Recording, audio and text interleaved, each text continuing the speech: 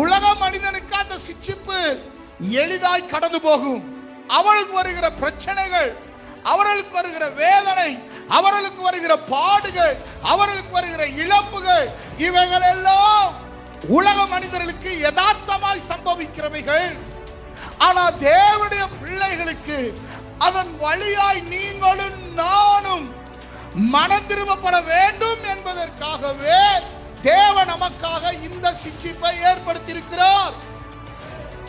சிட்சிப்பு ஒரு வாழ்க்கையில் நமக்கு உண்டாகிறது என்றால் அந்த சிட்சிப்பு நிமித்தமாய் நாம் எவைகளை உணர்வடைகிறோம், எவற்றிலிருந்து நீங்கள் நானும் மனம் திரும்புகிறோம் என்பது ரொம்ப முக்கியமான ஒரு விஷயம். சிட்சிப்பு வந்த உடனே எனக்கு ஏன் அப்படி நடக்குது அப்படின்னு முறுமுறுக்கிறது அல்ல. ஏன் என் வாழ்க்கையில் இப்படி இழப்பு, ஏன் சரீரத்தில் இவ்வளவு பிரச்சனை, ஏன் எனக்கு இப்படி அப்படின்னா சிட்சிக்கப்படுகிறோம். அவைகளை நீங்களும் நானும் மனம் திரும்பப்பட வேண்டும் என்பதற்காக தேவன் நம்மை அதன் வழியாய் நடத்துகிறார்.